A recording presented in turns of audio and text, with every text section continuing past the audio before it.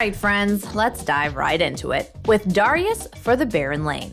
The slam-dunking, axe-wielding Noxian is once again in the overpowered tier, punishing inexperienced players for their lack of knowledge in playing the matchup. Utilizing bleed damage that stacks with each attack, Darius excels at punishing and bullying average level of play, easily snowballing out of control, taking over the whole entire game. Thanks to his ultimate ability, Noxian Guillotine, he is capable of executing enemy champions over and over. The bleeding damage from his passive, Hemorrhage, heavily counters Sustain, creating an oppressive scenario for the enemy when Darius gets ahead.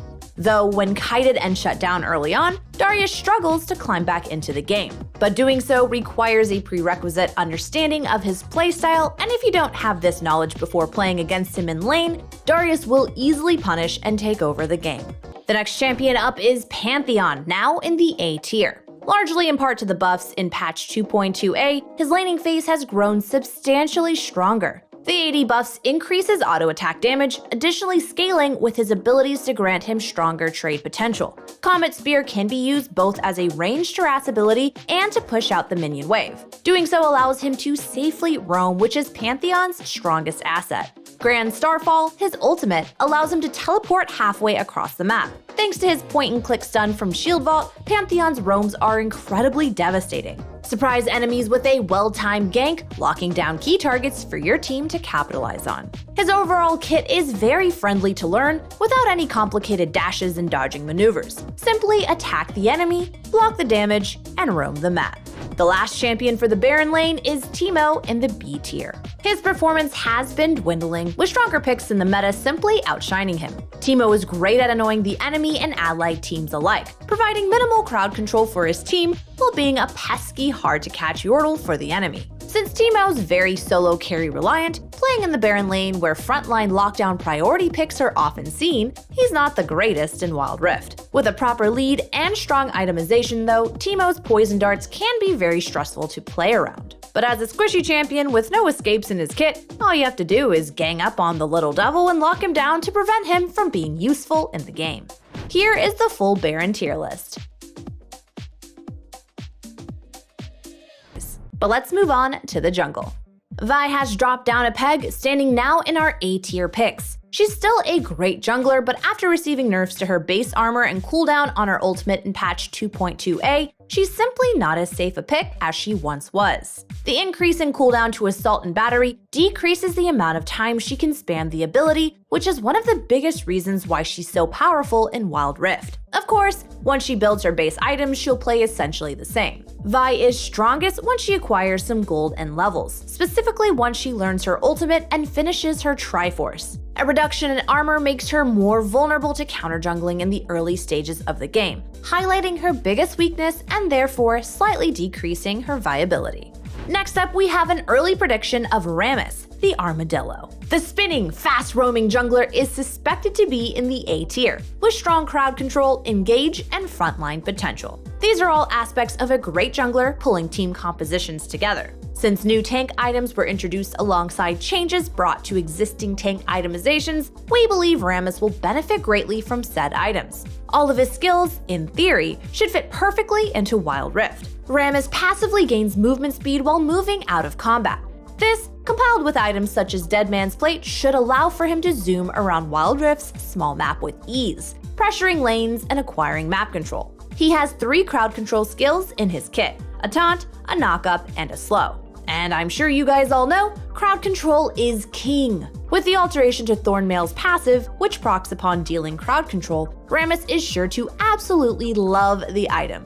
Keep in mind, this is very much an early prediction, which may change depending on the specific numbers on Rammus's kit.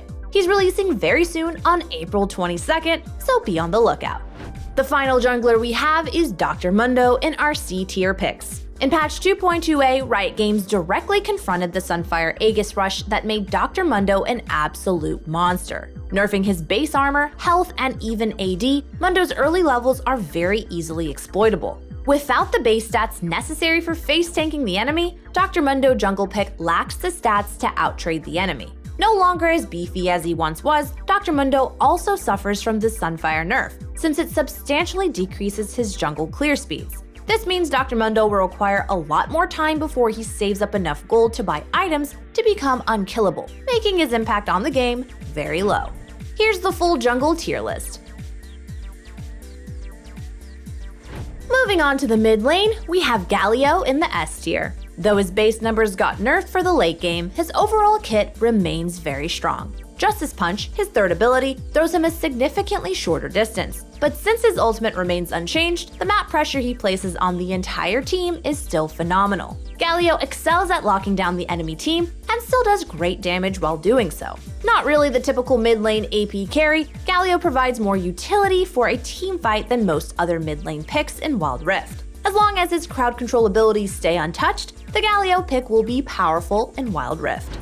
Next up, Diana moved up to the A tier for the mid lane. Her kit got a pretty big update, with each ability granting her 3 sped up auto attacks. This by itself is enough to warrant the rise in the tier list. Take Lee Sin for example. A big reason why he's so powerful is thanks to the DPS provided by his passive, which enhances his auto attack speed with each ability.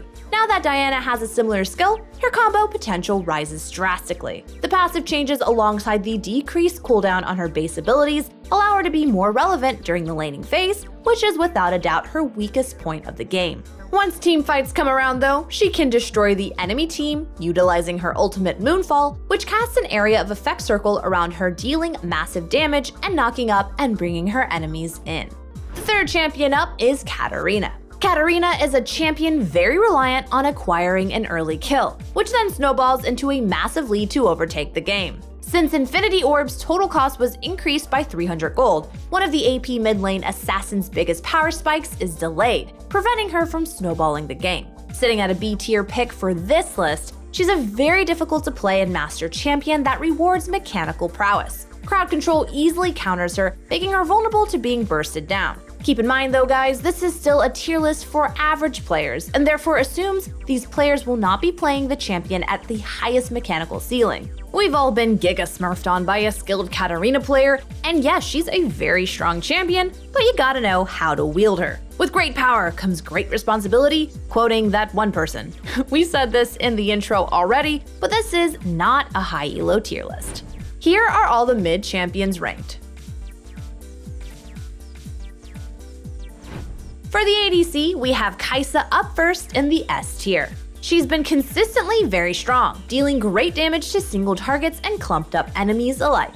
With various itemization paths and playstyles, her versatility and mobility allow her to adapt to any circumstance. Her ultimate ability, Killer Instinct, allows her to follow up on any crowd control inflicted champion in the game. With a very generous range, this grants her the ability to instantly follow up on massive engages from her team, capitalizing on key moments to execute the enemy. Upgrading Kai'Sa's abilities through her passive, Second Skin, vastly increases their utility, allowing her to scale into a late-game hyper carry. Miss Fortune is in our A tier list. Thanks to her first ability, her laning phase is one of the most oppressive in the game. Double Up is incredibly hard to dodge, bouncing off of a target to hit another. This applies her passive, Love Tap, allowing her to chunk down her enemies from a very safe distance away. Though she lacks escape options, making her vulnerable to crowd control and engage during team fights, Miss Fortune provides a great area of effect DPS under the right circumstances through the usage of her ultimate, Bullet Time. Utilize the skill on clumped up enemies to change the tides of a team fight. Tristana is still in our B tier list, despite the buff she received in Patch 2.2a. Her AD scaling was increased, but since her early game still lacks the oomph to acquire a strong lead and take over team fights, she's still not that great. There are stronger ADCs that provide much better burst damage during key moments, with Tristana's explosive charge simply taking too long to proc. Tristana's rocket jump provides the best utility when resetting upon acquiring a takedown, allowing her to hop around to chase after more kills. But since her consistent DPS is still lacking, Tristana rarely gets the leapfrog plays she's looking for. Here are all the ADC picks. Finally, we made it to my favorite topic, support. Leona is in our OP picks, especially in light of the buffs she received in Patch 2.2a. She excels in locking down key enemy targets, and with the decreased cooldown on all her base crowd control skills, she can perform her job more often. Dive in and snare the target with Zenith Blade, stun them with Shield of Daybreak, and extend the stun with Solar Flare. By the time the target is able to move again, and if they're still alive, Leona can perform the entire combo, excluding Solar Flare, again. This is especially true for the later stages of the game, when she's maxed out her base abilities. Leona provides, hands down, the most crowd control lockdowns out of any support champion in Wild Rift. Next up, we have my baby Lulu in the A tier. She's a great pick for specific team compositions, playing best in denying the enemy team or extending the crowd control engages from her allies. Simply utilize Wild Growth, her ultimate, when a champion such as Yasuo or Malphite go in. This will knock the enemy up twice in a row, assuming either champion uses their ultimate. With an ability suited for every circumstance in the game, Lulu's a strong pick. But since she is very fragile and can be very easily bursted down, her weaknesses are easy to abuse. Unless you're playing against me, of course. The last pickup is Blitzcrank in the C tier picks. Despite the small buff to his hook damage, the Rolling Golem is literally too much of a hit or miss. In a wonderful, perfect world, all of Blitzcrank's hooks would land.